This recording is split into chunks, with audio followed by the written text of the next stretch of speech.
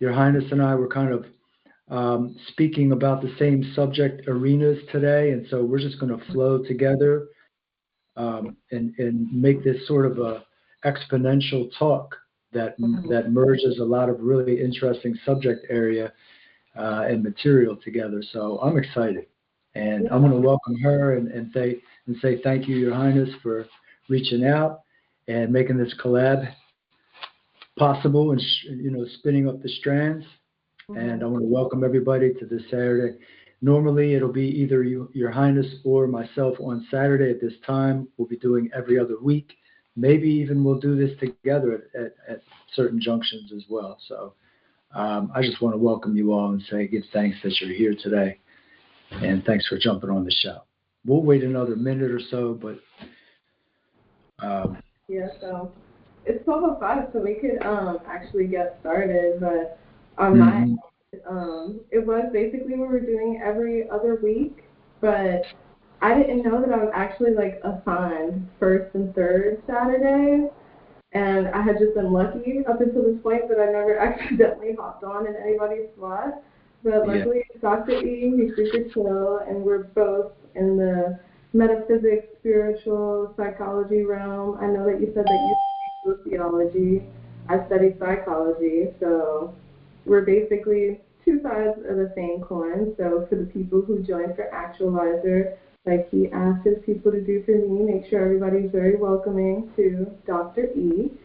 And since it's 12:05, we're just going to hop in. So I want to give everybody the heads up. This is definitely a free flow because we both came with our plans, but like life tends to do, it had other things in mind. And I feel like, I don't know, I'm not a person who sees hiccups as problems, which is interesting because it kind of gave a perfect example for what I originally planned to talk about, and that was problem solving.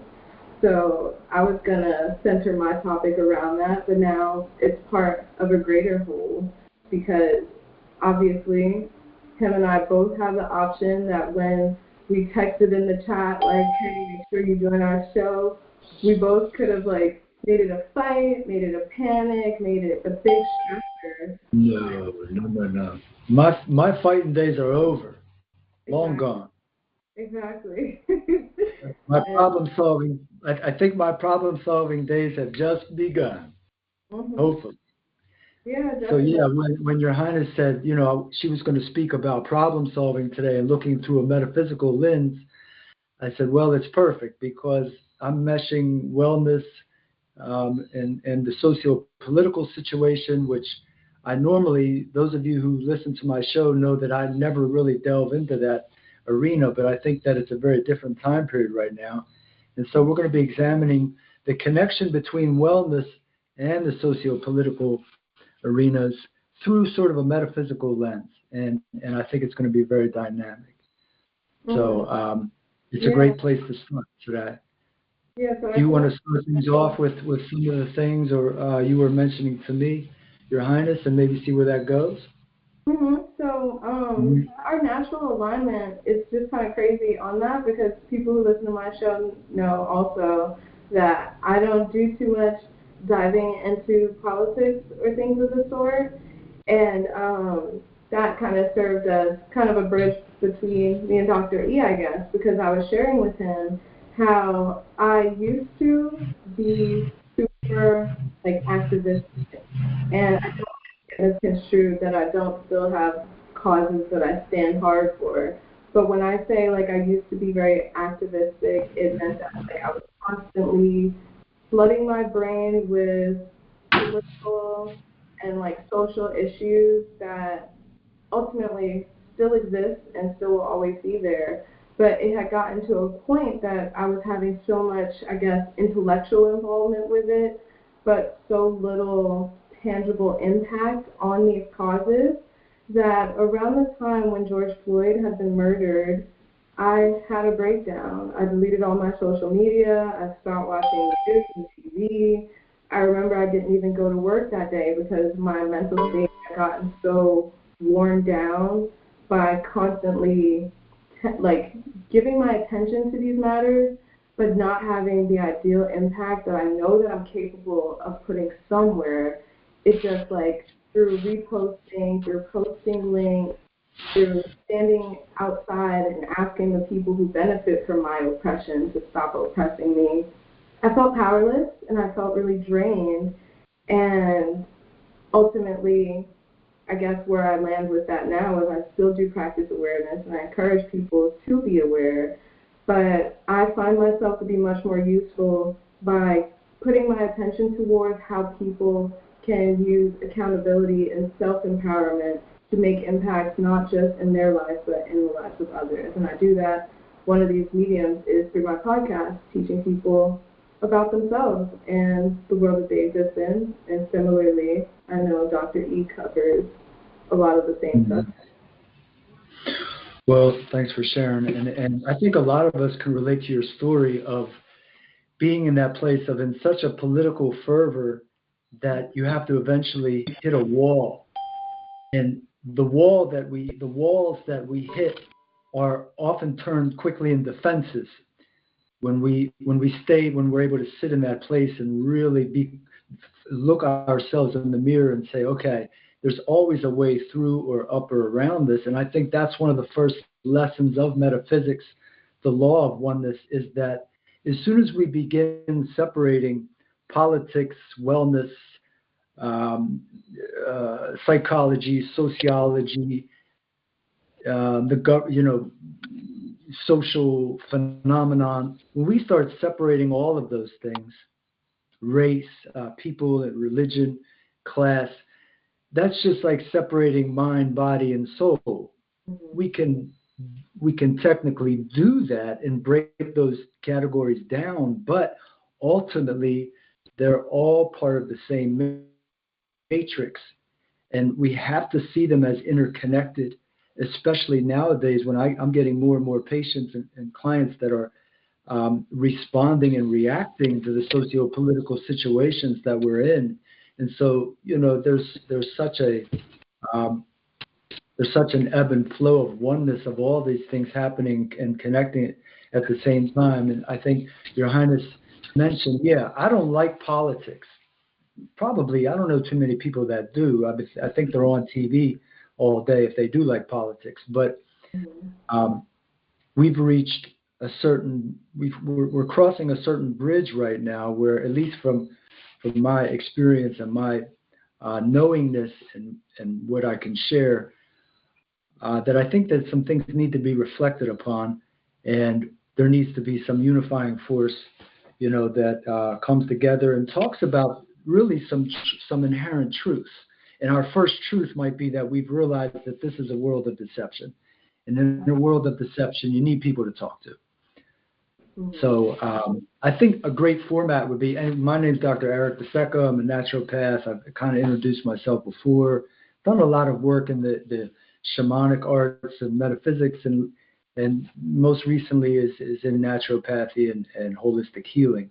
But I think that Your Highness brings up a tremendous set of points, and that's her first one, is that what is it like when we breach that point of political activism or political awareness, and it starts to affect our mental health, or it causes a slowdown or even a dysfunction in our everyday operations. Does anyone want to reflect on maybe anything that they can relate to? And are you going through something like that now? Has it happened before? Or do you possibly see that happening in the future if you don't, if you're not aware of it? Anyone want to comment on that? You guys can comment in the chat. You can unmute, or if you called in, you can press *6 so we can hear you.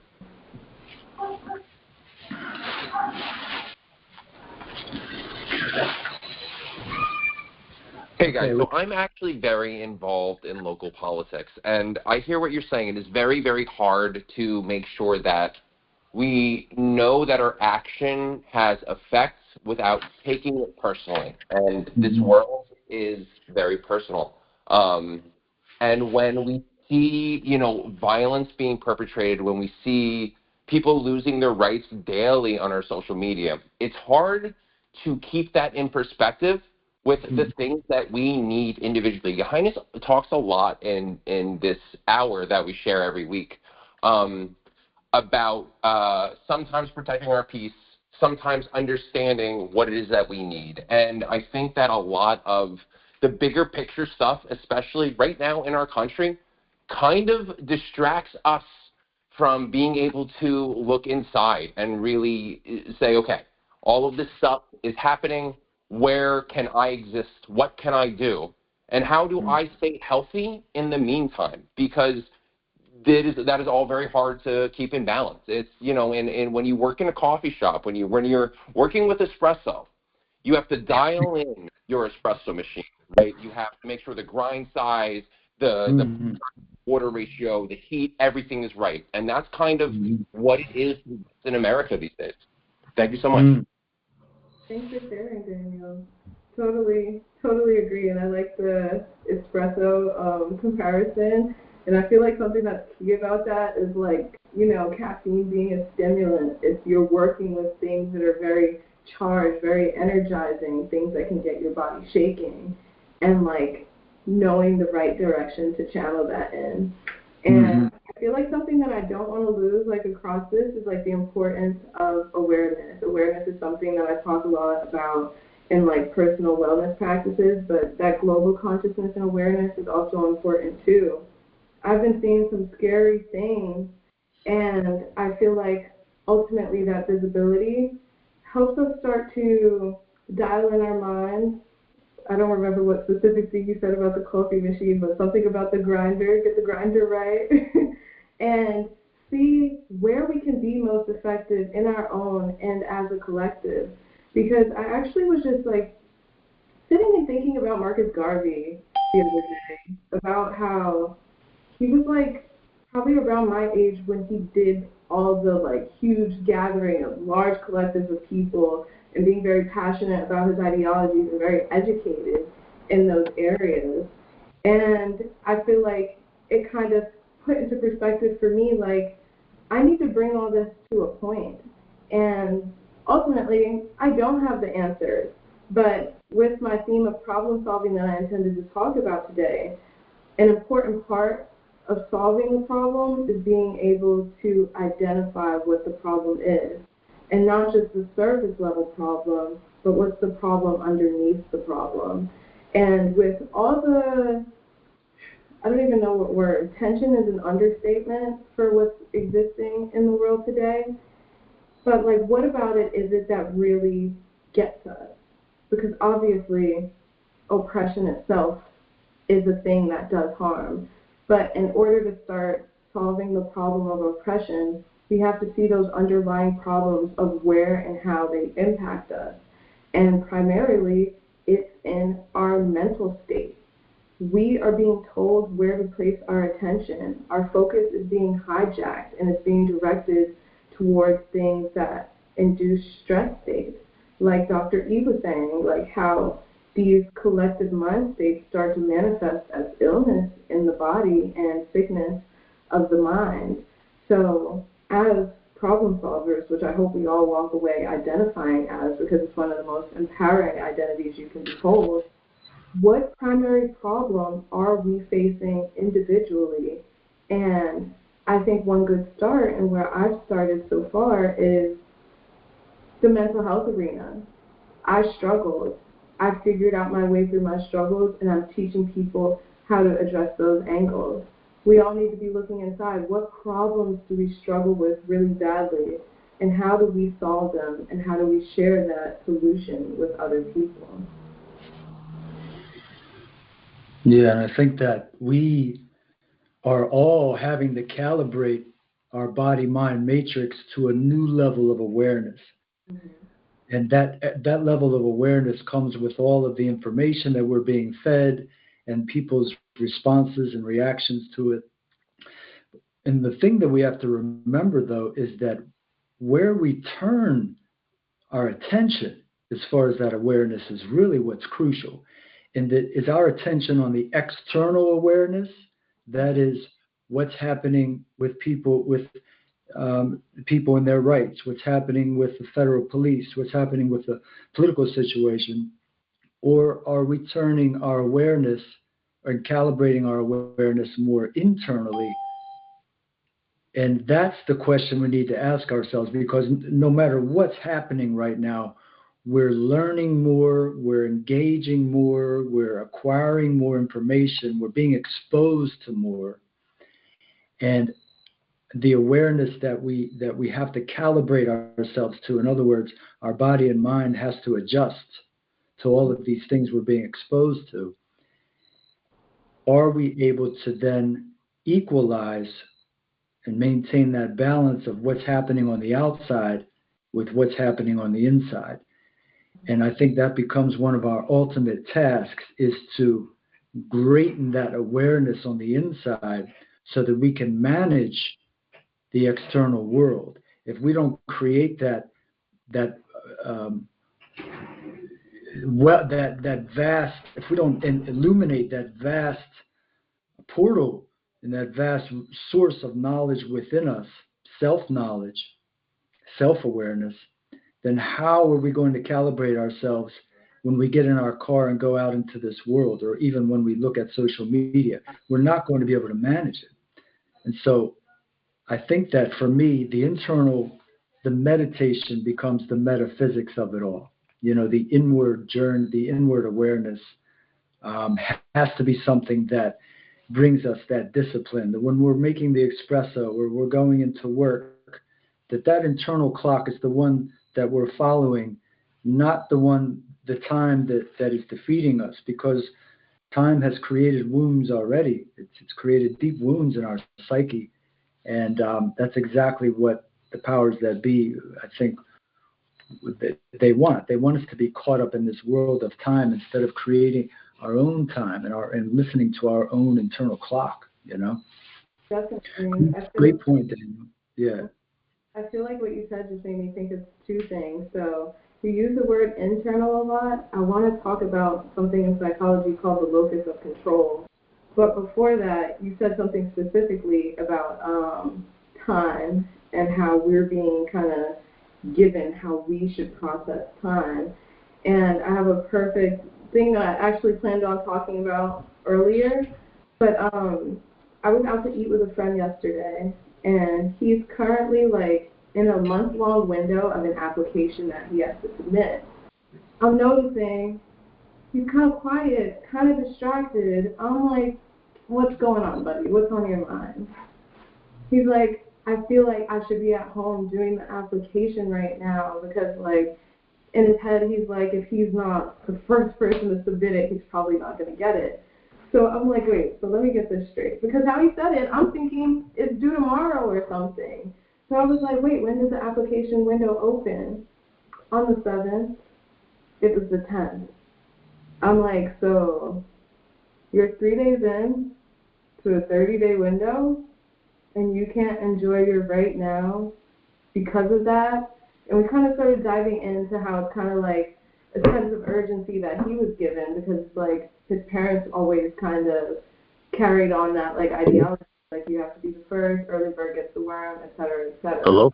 We're so culturally ingrained to rush. We're taught to rush and to speed, and that right now you don't have enough time. And it takes away from the only time that we actually get to experience, which is right now. So we kind of went through that. We solved the problem of like, obviously the application itself isn't the issue. You have some conditioned beliefs that you're not allowed to enjoy right now when there's something else in the background.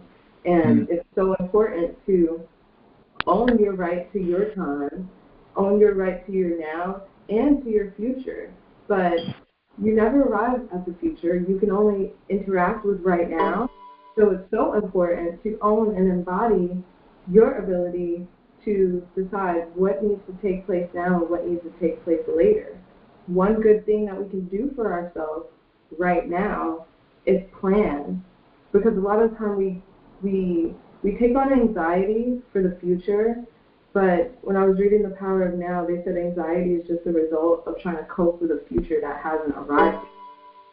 Sometimes the only thing you can do for your later self that has to handle a problem is stop thinking about it now. Schedule in when you're supposed to think about it and let it be until then. And to the second point about locus of control, our locus of control has been so externalized because we are scared on a massive. It started. Okay. It's okay. But yeah, there's so many external factors that we are helpless. We can't do anything about. If the sun decided not to rise in the morning, I can't do anything about that. But what I can do is like, dang, no more sun. Let me go buy some lamps. Let me make sure I get some candles. You have to focus on the things that you are responsible for, which is who you show up as and how you interpret the world around you. That is where your power lies. Your power lies in your ability to choose how you feel, how you think, how you respond, how you engage, how you think, put your focus, because that ultimately is what you bring into being. And I think remembering that our essence is timeless. Our essence is eternal. Our essence knows how to dance with the mass manipulation, with the religious zealotry, with the deprivation, with the tyranny, with the racism, with the senseless nationalism, with the militarism, everything that we see and we identify out there, with the neighbor that doesn't like us. We have an innate side of us, an innate aspect of us that knows how to dance with that moment. And it is now a time where we just have to put that into practice. How do we dance? Well, let's start by moving our body and actually doing it. Let's dance every day. Let's get back to singing. Let's get back to dancing. Let's get back to involving ourselves in life so that we can evolve to a greater consciousness and not be held back by these things that seem to be so debilitating. And they really are. They really are. Involving ourselves, I think a lot of us are in situations where, at work where I just want to leave. I'm living with someone that I can't stand. I just want to leave them. My job, I just want to leave it. No, really, the challenge is to call upon the essence so that you can be in that place and dance there and say what you have to say, express yourself, make your presence felt, make your presence emanate. And I'm not saying that it's easily done. That's some of the work that I do. But I work on it myself every day, and I can attest that it can be done. And now all of us are in this situation where we have to learn that dance, and we have to remember our essence that is in each one of us. It's innately in each one of us. And now's the time we need to call upon it. I think a lot of people would agree. Yeah, and that was something that I had said to my friend, because it's like, okay, so you are like right now in real life experiencing a negative state when you're in an objectively good place. We were out to eat at a great restaurant and good food and everything. But this is being taken from him due to borrowed mindset. But people who borrowed a mindset from they probably don't even know where. We are passing around mindsets and responses, and because as humans we are communal creatures, social learning is so embedded in us. Obedience and compliance is so embedded in us. Sometimes the protest that you need to be having is in your head. Who is seated at the council of your mind and telling you to respond to things the way that you respond to them? A lot of the time, we never take a pause, we never take a minute to think about that. And again, going back to like seeing what the source problem is, what is the main goal of the oppressor? What states of mind and being does the oppressor benefit from me having? And that is anxiety. That is lack of fulfillment. That's boredom. It's lack of direction. So that they could sell me anti-anxiety medication. So that they could sell me, like, oh no, they try to sell us everything. Why do older women start to feel like they're not as beautiful? Because they got a plastic surgery, they could sell you, they got some collagen, they could sell you, they got some new makeup products. They benefit and they profit from us feeling bad about ourselves, from us being too tired to act on our dreams. If everybody left their job tomorrow to just like, I don't know, go do their favorite thing, everybody rips off their suit and tie and they go like on a hike and they go paint and we're like, just like you said, we're dancing the dance. And ultimately, Like, it's ultimately the oppressor is going to be the one like, oh my gosh, while we're all out there having fun and frolicking. Like, we need to kind of see that the central issue is that we have had our time stolen from us and they're selling it back to us through salaries and through jobs. Like, ultimately, we the people, the large majority who are doing the work for the small minority to have the excess of money that they could not burn through in their lifetime, we need to realize that genuinely we hold the power. And our rebellion is living aligned and fulfilled lives, showing up to stand in our purpose. Feeling good and being present is an act of rebellion in the grand scheme of the world that we exist in now. Mm-hmm. What are the traps that are laid out before us? All of them are rooted in the principle of duality. Mm-hmm. Us versus them. Mm-hmm. Oppressor versus the oppressed, right? This is the nature of our universe. Acid, alkaline, masculine, feminine, whatever you want to look at. The trap of duality is thinking that the oppressor is separate than us. Now, I know that right now none of us want to hear that. Mm-hmm. But maybe at a certain point our job is to come back and say, I see the oppressor. Mm-hmm. I see what he is doing, she's doing. Let me call upon myself to make sure first that I don't have an oppressor within me as well, right? Is there anything about me and myself that I oppress, right? Is there anything about me and myself that I'm afraid of? Do I have a part of myself that I don't love? Because we can all easily look at you know who or you know what or wherever they are and say, I can't believe that they did that. They're heartless. What is going on? Have people lost their minds? At the same time, we know this comes from fear. Is that fear in any of us? Right? Fear of the unknown, fear of the other.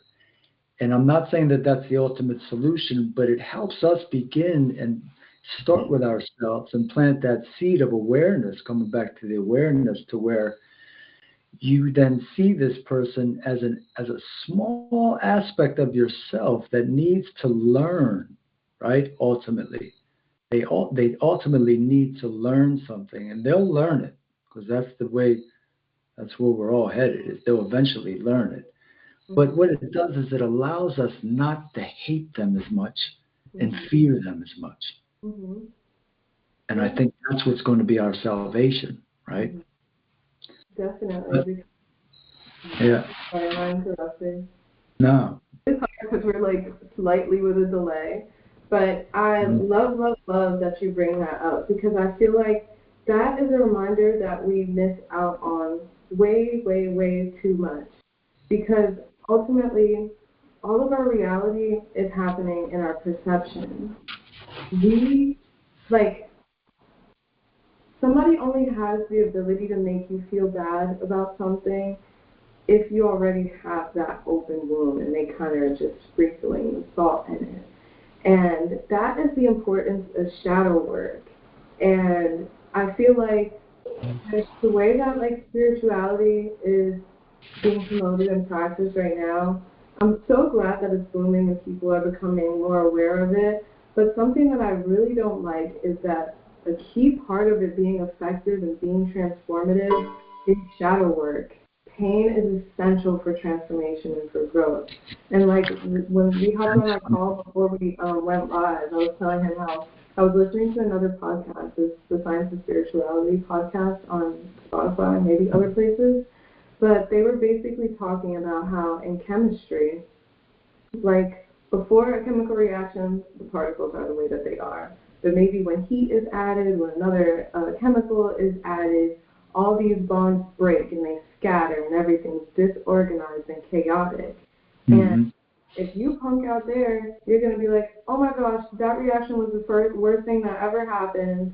But give it time and new bonds form, and it's usually greater structures. So from chaos came greater order. Yeah. Needs to be shaken up. Things years, we can all see it. And it's like, I don't know, it fascinates me honestly how we can all feel it, because it shows that there's this kind of awakening of, like you said, the infinite part of ourselves, the eternal part of ourselves. Yeah. That part of ourselves is where we deserve to put our energy, but we're being distracted from it. We are putting more power and more realism in the physical because it's tangible, but it is finite. Because everything in this third dimension is transient. It is 100%. It's here whether it's actually gone, whether it's because of your disappearance or the disappearance of the thing. So it's all like land, based on what you said about understanding the oppressor that we have in our head. We need to take our power back by excavating what pains, what wounds, and things we have beneath the surface. I always talk about the 4 agreements, in the agreement that says never take anything personal. Because if somebody's able to give you a compliment and make you feel good, it's because this is something that you, deep on the level of belief, you know is true and you're happy about it. If somebody says something bad to you and it makes you feel bad, it's because on the level of belief, you believe this thing to be true about yourself and it makes you feel bad. So ultimately, in both of those situations, it's not that nobody is ever able to make you feel any way. You are only able to interpret data and feel a way. So make sure that you're empowering yourself by understanding that. It's uncomfortable to put a mirror to yourself, but do it, because it might get put up to you anyway, and you don't want to be unable to cope with it when somebody's using these things against you. And I'm speaking on an individual basis, but like I said, we are a collective. It is the same consciousness that animates all of our bodies incarnated in our individual fleshes. Like, what bad things we see in the world, it's just a collective manifestation of our individual shadows. So it's so important to honestly meet mean, cruel people with compassion and understanding. My dad always would say, like, if I was holding a baby and it threw up on me, would I really get mad and, like, yell at the baby, curse out the baby, beat up the baby? It's like, no, babies spit up sometimes. There's an old story. I'm sorry. I don't want to finish. No, it's okay. There's an old story that I'm reminded of, an old tale where, and I'll come back because I want to talk about chaos. I think it's awesome that you brought up that word.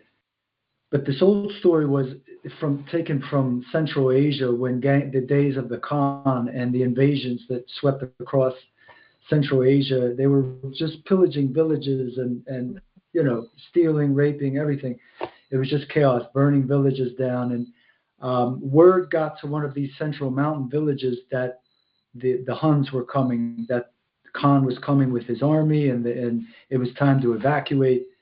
And one of the masters, the old master of the village, chose to remain in the village. He says, I'm not going anywhere. This is my home, and I'm going to stay. You all can go.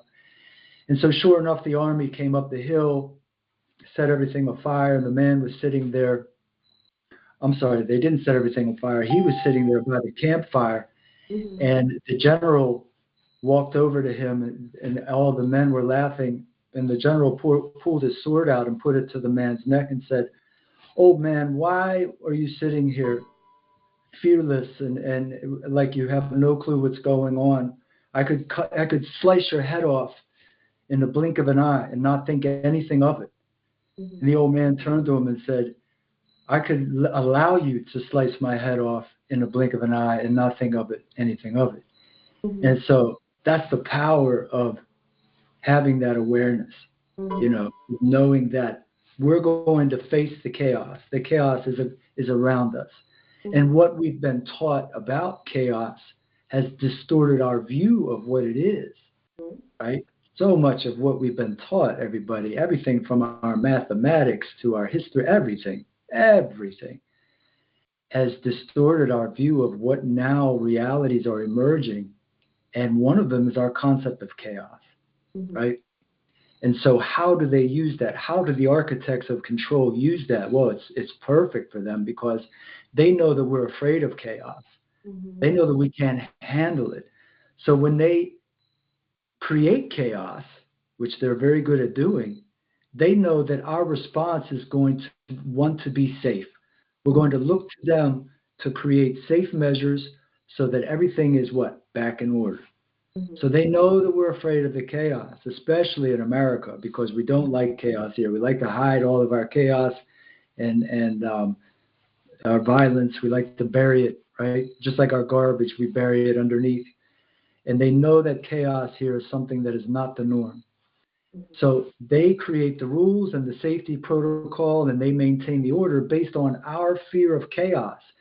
And one of the things that I'm really big on these days is that we cannot be afraid to nurture our own inner chaos and to therefore allow that to just manifest how it is. Ultimately, I mean, I'm very, I'd say anarchical, whatever, political, but chaos is something that's just as important as order.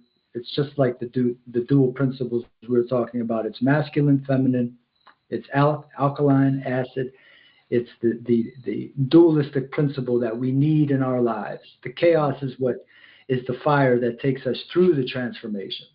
When we do Kundalini yoga, when we do Kriya yoga, we put ourselves in that place of chanting and breathing and moving so that there's such a chaotic swirl and storm going on inside of you that you cannot think about how you feel or anything else. You're just in a state of action. You're in a state of pure action. That's chaos. And it's through that chaos that we come out and blossom on the other end. So we can't be afraid of it, Absolutely. And I think something that's interesting about what you said there is natural tendency, when you're scared and when there's chaos, to want to be safe. That's another opportunity to own your power. I was going through my phone and I found an old video I made in 2022. It's so funny how wisdom that you download is just so timeless because I needed to hear it. And it was that nobody's coming to save you. That is the thought, that is the realization that indirectly saved me from depression. I struggled with depression for 7 years. And it wasn't until I really realized that, because there was a certain waiting for some nebulous force to rescue me from my wallowing, from my despair, from my sadness. The minute I realized that wasn't coming is when you realize it is coming, but it has to come from you. So in these times, this is the importance of developing emotional intelligence, developing self-awareness, and understanding yourself. Because they will take your security from you and again sell it back to you. They will package it up for you nice and pretty, ready to soothe you up. I always talk about the nervous system, and seems like it comes up in every episode, but it's because it's that important. It is what pulls us out of our neocortex, the thinking, planning part of our brain, and into the reptile brain, our pure instincts and our survival, the part of us that wants to keep everything the same. You don't have to hate that part of you because it's part of you. It's necessary for your survival. However, you don't want to be quick to hand over your free thinking, your power, something that's consistent, across. Here's me being bad at politics, gotta get my terminology out. But I remember I was taking a Spanish class, and we were reading about, I don't know what it's called when a country goes into like high censorship, like they take away the books. Authoritarianism. Yeah. Yeah. Okay. Mm-hmm. Exactly. Thank goodness you're here. I mean, you can use that term. I mean, whatever. Yeah. Mm-hmm. It would have been like out of nowhere. No. So thank you.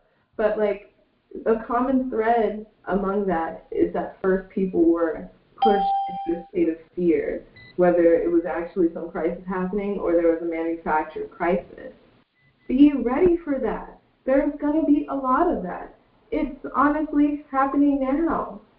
And Mm-hmm. your power lies in your ability to not have fear manufactured in your body, to not have the material world be more meaningful than your spiritual and psychological world. Because yes, you can't see it, but it is physical in that like our neurons form pathways that behold our entire interpretation and our habits of this world.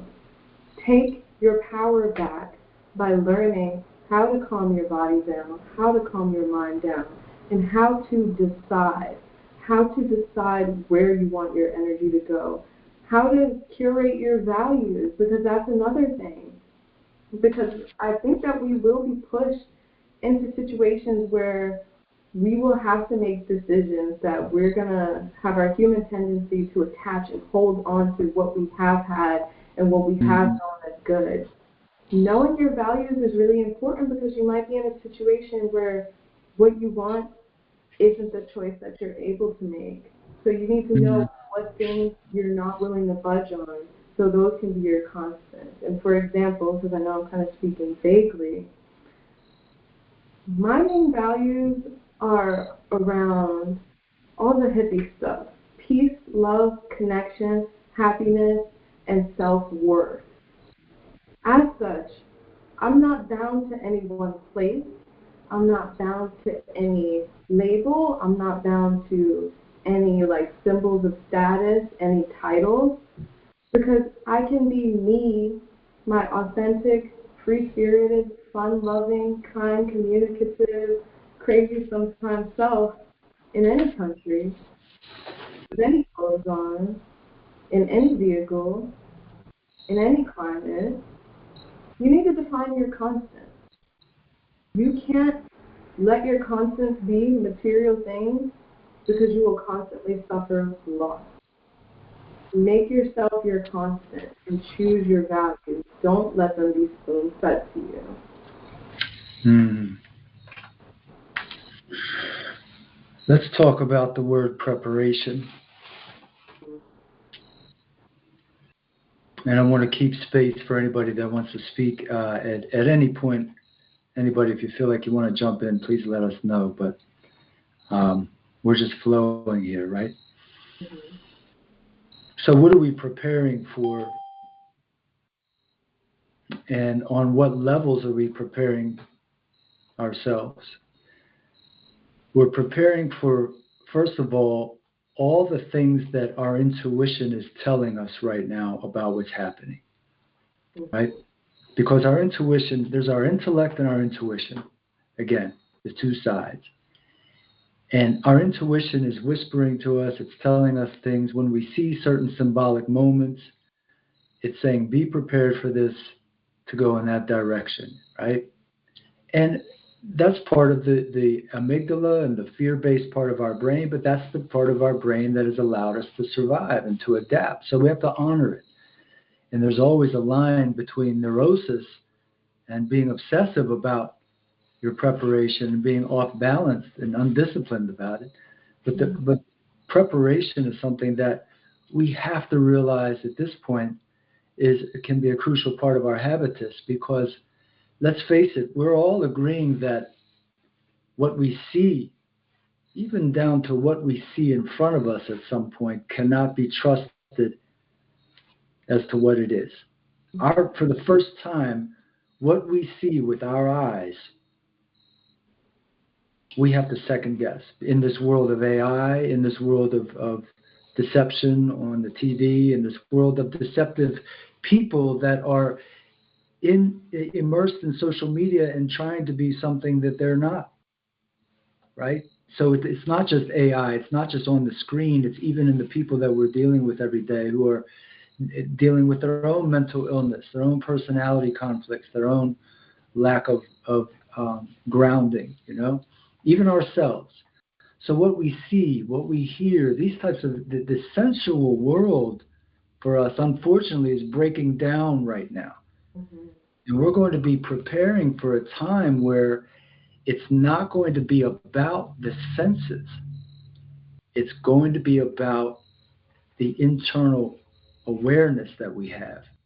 Not what we see, not what we hear, right? And so that preparation for me begins with an internal focus, understanding that aspect of me that has 36 senses, not just 5.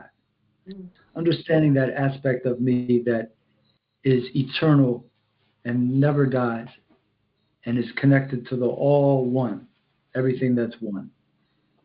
And understanding the aspect of me that can adapt to any situation that occurs because I'm part of this collective consciousness. What I see is ultimately a part of me.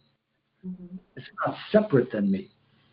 Even as vicious and as terrible and as ridiculous as some of it is, ultimately it's something that I can identify with and is inside of me, because we may value something today, but if you take away our food and our home and our family, our values may start to change a little bit, right?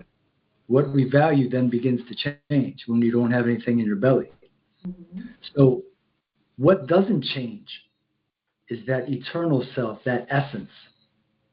And we can only prepare by practicing every day, being in that place through meditation, through conscious movement, through conscious breathing, separating ourselves, removing ourselves from this matrix, and creating that internal world, planting those internal seeds of awareness, and being comfortable with just being with ourselves and God and loving that place, right? And I think it's a good time to say it, but I want to start doing some online meditations on a weekly basis where we can, start to just get in touch with each other here. And I'd be happy to facilitate something like that on a weekly basis.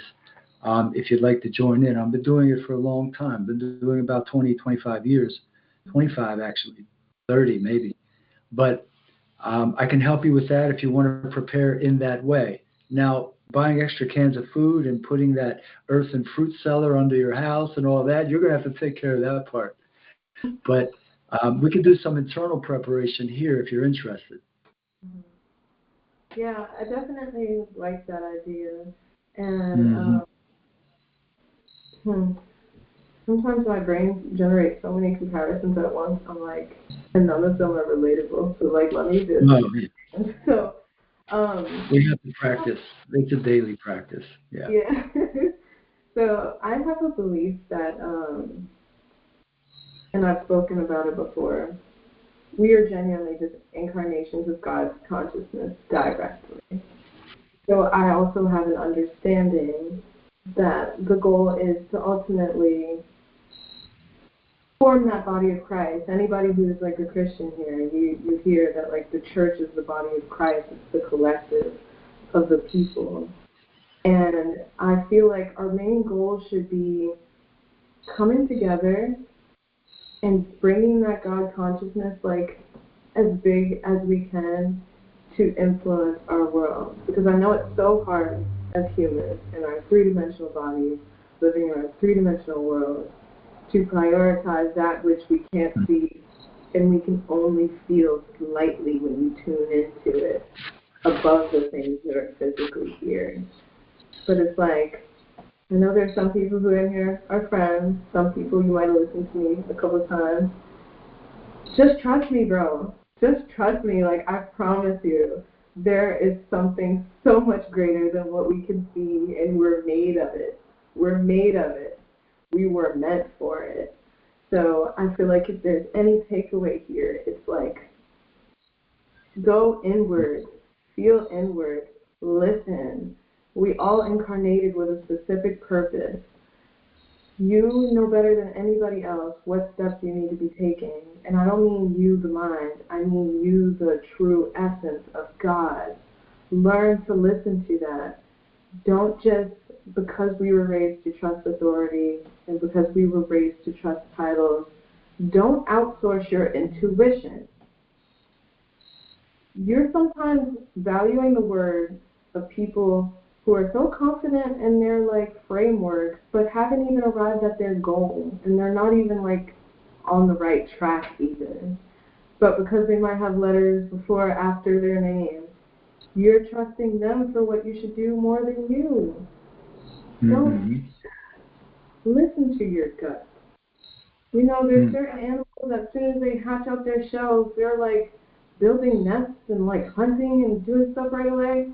They didn't ask the guy down the street who's got a PhD, hey, what to do now. They hatched and they knew what to do.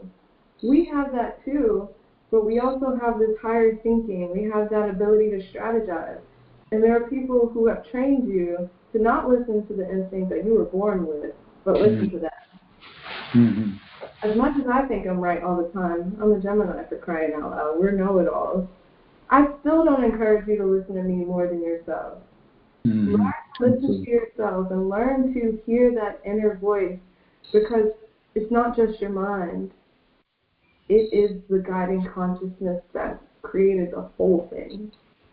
So, like Dr. E said, take the time for that. And I'm super duper down to be a part of that weekly practice of tuning into that. So when we hop off, we could talk details so I can get my piece on you. Yeah, and I'm glad you brought that up. You're right. Anything that I say as well, you are the authority. Ultimately, we as individuals are the authority.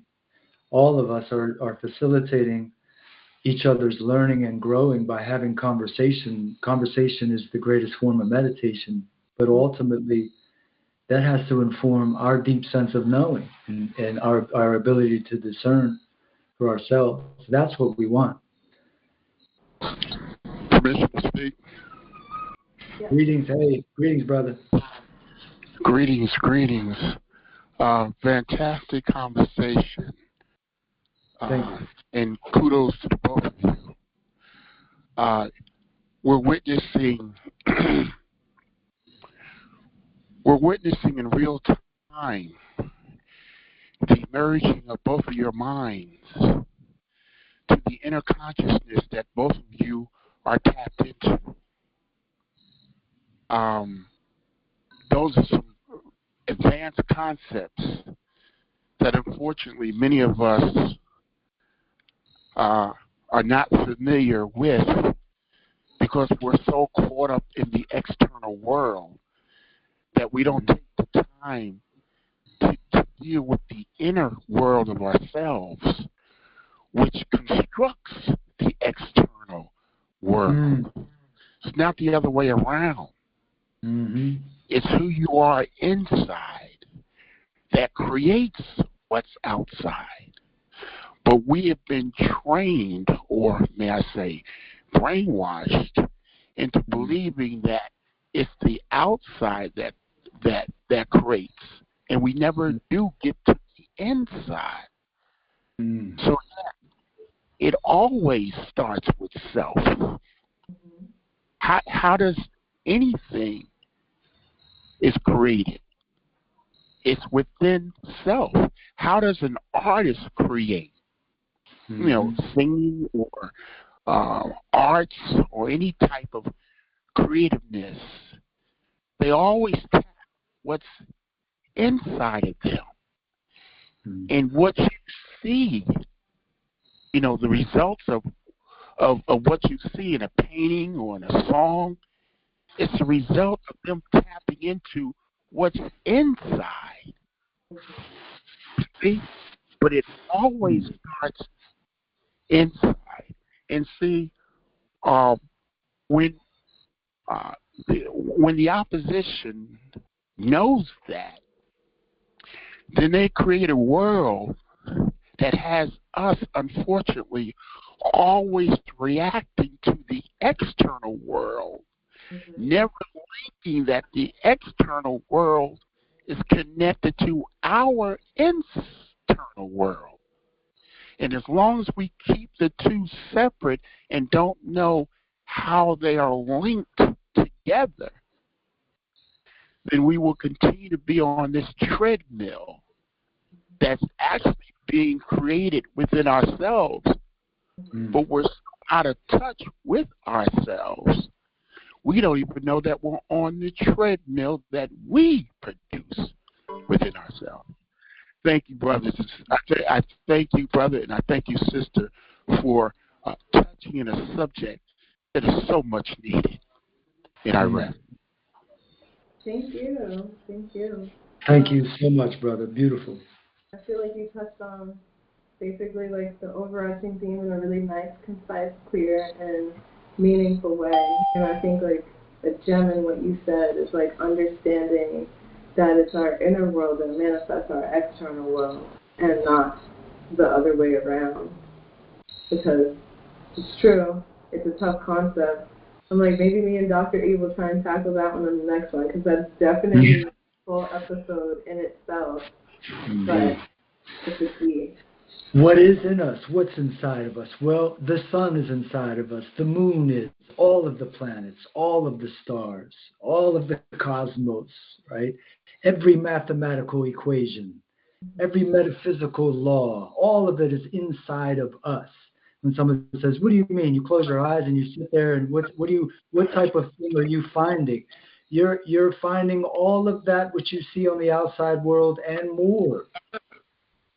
And it's a great point that the brother made, is that it begins there. We're turning our direction to source, towards source on the inside. And the magic, the pain of the world that we see on the outside, the difficulty that we have to live with, all gets superseded by the magic of the universe once we learn to turn internally and use that magic to see the external world. Then that ugly world becomes a beautiful universe. We start seeing what that bird actually means, and what that cloud is telling us, and what that sound is correlating with, right? And yeah, I'd love to take a show and talk more about it. And your internal world is as vast as mine is the next person, for sure. Yeah, I'm like, shout out to the universe for this unexpected collab. Because for anybody who joined late, me and Dr. E both thought that like we were in this time slot. He was right, I was wrong. But like you said, the duality, there's no right or wrong really. It just is. We both wanted to speak and we both got to be heard. And I really appreciate how this came about, because like the person who just spoke said, it is interesting like how we share a lot of the like similar, I guess, internal geography as far as like our perspectives and things. So this was a very synergistic happening. Yeah, and we don't want to necessarily avoid the political landscape and the fact that young children are starving in one part of the world, and most Americans don't know about it. And our young children are writing into their bishop to please save them from the ICE police that are coming, taking away their mothers and fathers. We know that these tragedies are right next door to us, and I can attest to that myself. And so we and Highness, Your Highness and I, we never want to get to the point where we're just transcending all of that and staying in the ether and staying in the internal. We know that the deep emotional aspects of this are always knocking at each one of our doors, but we have to collectively find that strength and that unity and turn individually inward. And also, so I'm currently doing my master's in industrial organizational psychology, and a major theme that we've been like reading into is it's related to an organization like a company, change management. But man, I've been like taking out some like personal gems about like how change actually happens and how to cope with change. And last week's like topic, I still have to do my homework tonight, was on the difference between management and leadership. And I feel like that's something that we all need to kind of lean into studying and understanding, and we need to organize our managers and our leaders. And just to sum it up simply, managers are there to maintain structure during a change. They kind of plan out the strategy, the problem solving, the rules and things that keep order during change. But leaders are kind of on the opposite end of, they are meant to find a general direction. They are meant to inspire. They are meant to create a sense of urgency and create energy for people to carry out the change. And they create the vision that we collectively share for what we want to move towards. We need both sides of that. So I need everybody today, honestly, after this episode, to sit and think, are you a manager? Are you a leader? Are you a little bit of both? And for those who are leaders, think about what is our ideal outcome from what the hand that we've been dealt right now. Because things are crazy. And we can't just keep going with the flow and get pushed along with, like, the goals of people who might not have the same values as us. I feel like we share a lot of perspectives of the people who are listening to this now and the people who are speaking on this right now. We need those strategic thinkers, those problem solvers, people who could spot a potential issue before it even arises. We got to work together to figure out what the heck we're going to do. Shaking things up, we're getting it out there, but I would love to hear all of the stuff work to managing and implementing some major change, because the soil is very fertile for it right now. Indeed, and we cannot, I think I'll close off by just with my segment here is everybody, we cannot be afraid of the chaos, and that's one of the reasons why Your Highness and I linked up today, because it was a potential chaotic situation, but right away we saw that the collaboration that would result from the chaos would be far worth it. And there wasn't any chaos at all because of the naturalness of it, but the collaboration that occurs after the chaos is really what we're looking for. And that's part of us being adaptable and fearless, is that we have to reach out across the street, across the way, and say, hey, are you feeling some of the same things I am? You know, my platform is called Inner Technology, because I am wanting us to discover this innate technology that's within us. I was just talking to a group of young men yesterday, reminding them the difference between discipline and roboticism. And your analogy, Your Highness, was similar to this one, where it's a case of extremes, and we're being fed, I think greatly, especially our young men are being fed that robotic behavior is masculine behavior. And that's the way we're supposed to be, is robotic. Yeah, episode 2. Right. So martial arts and the principles of a lot of the healing arts, in my own experience, some of you know that I came up with Capoeira Angola, teach us that discipline and roboticism are completely different things. Discipline is dynamic and is able to adapt. And discipline comes from the internal world, because only one person can discipline themselves. No one person can discipline another, despite what we've been taught. We can discipline ourselves. But roboticism comes from a position of power where one person demands the action and prescribes the action of another. So we have to remember that each straight line that we walk, each thing that we do that is to inform that aspect of ourselves to be more disciplined, has to also be paired with a moment of freedom and chaos, right? And expression and femininity. That's all part of being disciplined, right? But not robotic. We're being pulled down the robotic path with our technology, unfortunately, and it's leaving us in a place of great deception. And so, yes, we'll be on here. I'll be on here every other week. Your Highness will be on here every other week. If you guys want, I could propose a day that we could start our meditation. I'd be happy to do a Zoom call in the evening at some point. and we can get something started. I'll if you're interested, put up a form or something or whatever, and I'll put it in the chat. And Your Highness, I'll let you close off things. Go ahead if you'd like. Good afternoon. I'd like to say something before we close off. This is Dora. Can anyone hear me? Yes, I can hear you. Hi, Dora. Thank you. I love this podcast right here. I just was very, very quiet because I really enjoyed what I was hearing. And I would just like to say one thing before you close. We're all discussing the outside world, that's all the chaos that's going on. And then we're also discussing our Creator, the one who created us all in His image. There's a scripture, and I'm sorry that I can't call the book that it's in the location right off the top of my head right now. But I just want to say something and leave us all with this. There's a scripture that says, I am in you and you are in me. So when all of this stuff is going on, this chaos in the world, that's not ours. And we have to remember that He is in us.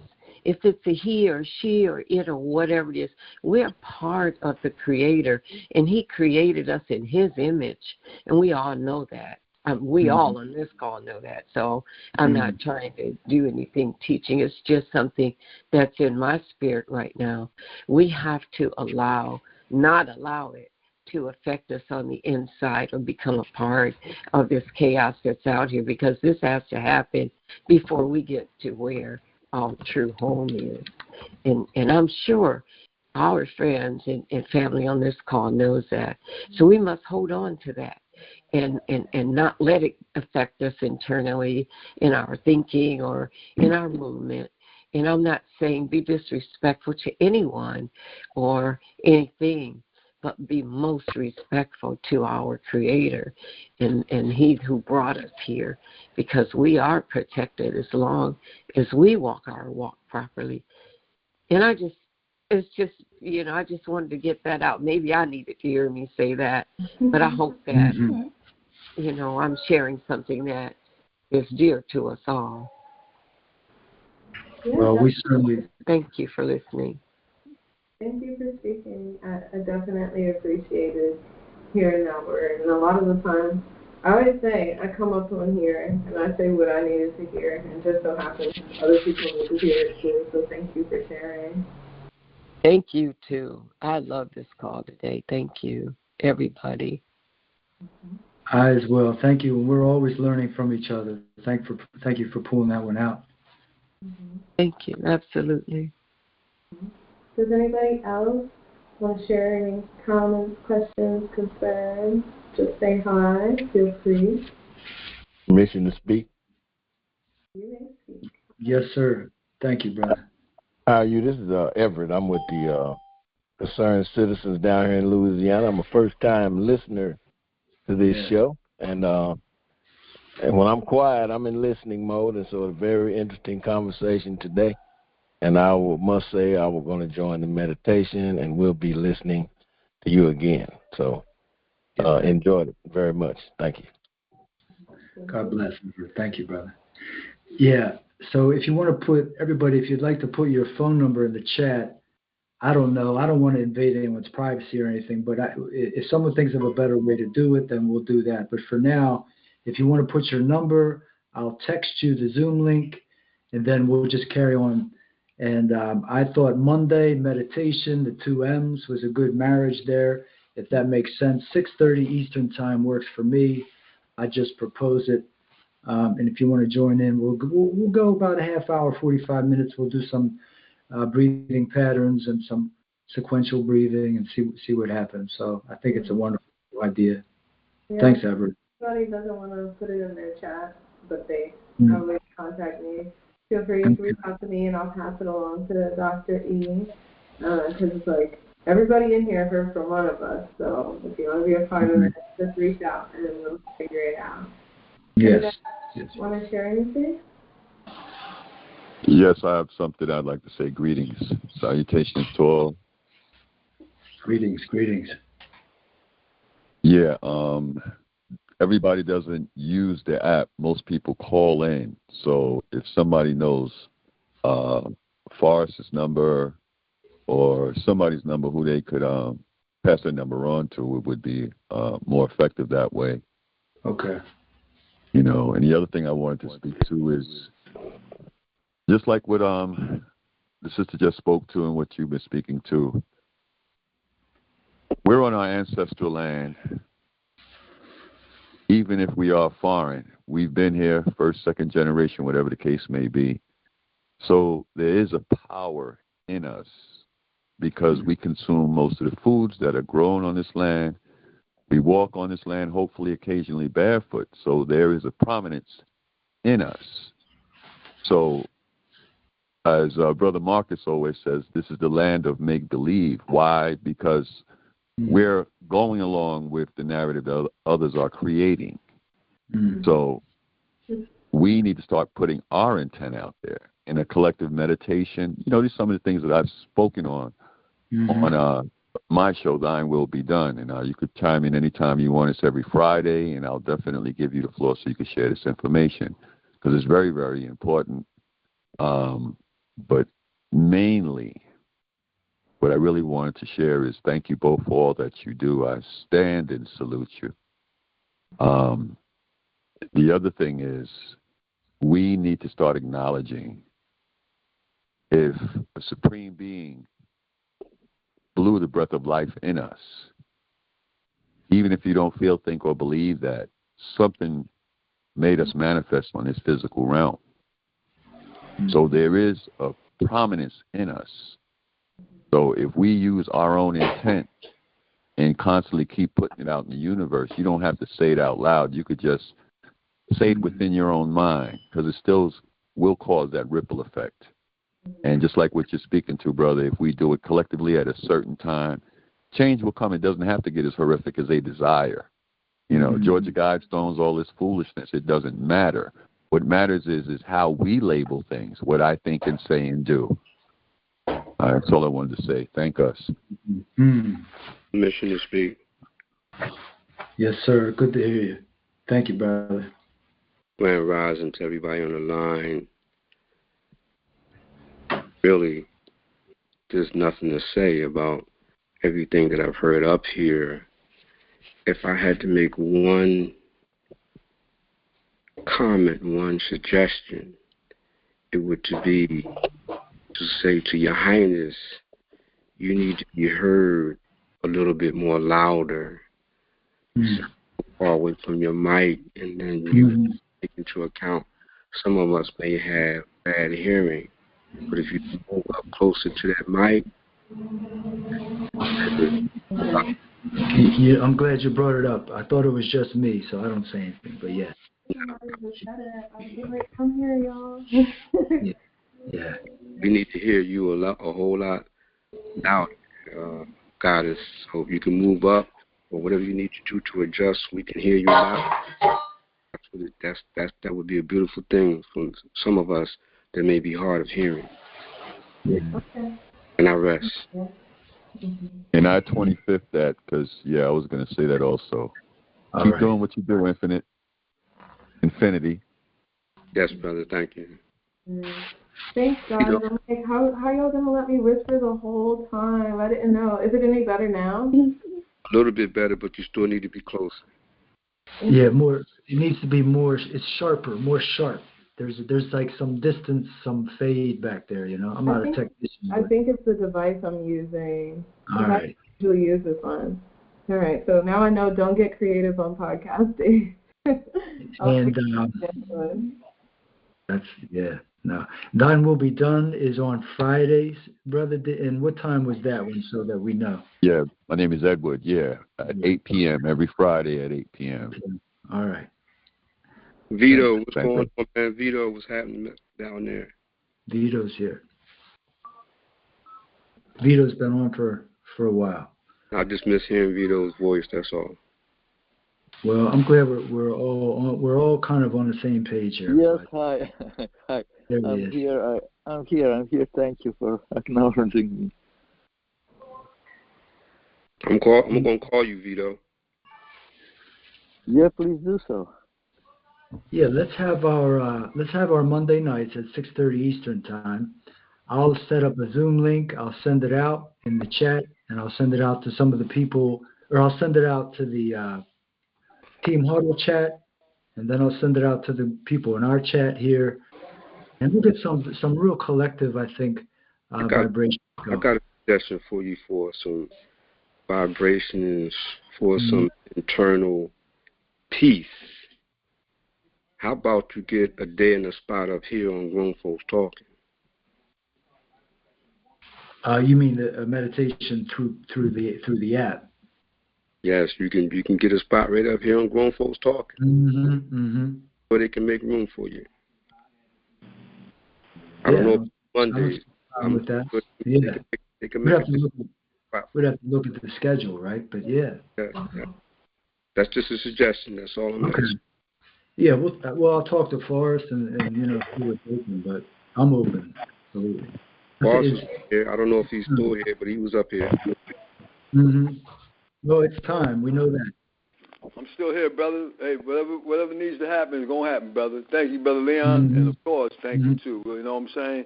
And thank everybody for listening. Or, as Brother Ed say, thank us. Right. Well, may we all stay vigilant. And until next time, it's wonderful hearing from you all. I feel all of you we're all in this inner place of understanding, right? And many blessings and adaptability until next time. So we'll set that up and let you all know. Thank you. And great show. I just want to say one more thing. Go ahead, Goddess. You can say whatever you need to say first. No, I just wanted to say great show to the both of you. It was very, very enlightening and engaging. So continue to do what you do. Well, if I knew that was you, I would have just kept on right on talking. Oh, my goodness. Stop. We're about to end the show. Stop it. Get it, Infinity. Get her. God, I just want to say to you, I'm sorry that I didn't get a chance to meet you at Forrest's function. I heard that you were there, but I didn't get a chance. I didn't know you were there, and I didn't get a chance to meet you. I wish I could have got a chance to meet you. Me? Yes. He's talking to you. Oh, okay, because I didn't know if Dr. E was there, too, because I was about to be like, me, too. But, yeah. I'm saying, I'll be there. I'm saying I was there, but I did not know that you was there. No one told me that you was there. See, I'm totally blind, so, I can't look around and see or try to, you know what I mean? So I had people leaving me here, leaving me over there, trying to make it back to my seat, but I heard that you were there. I didn't get a chance to meet you. Wow. Wow. I was the one dressed in orange.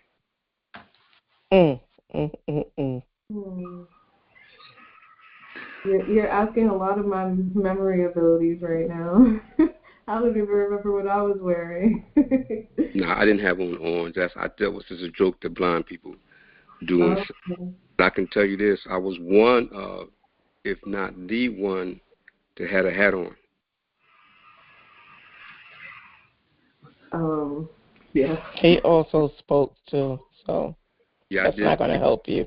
Yeah, I did speak. I did get on the stage and speak.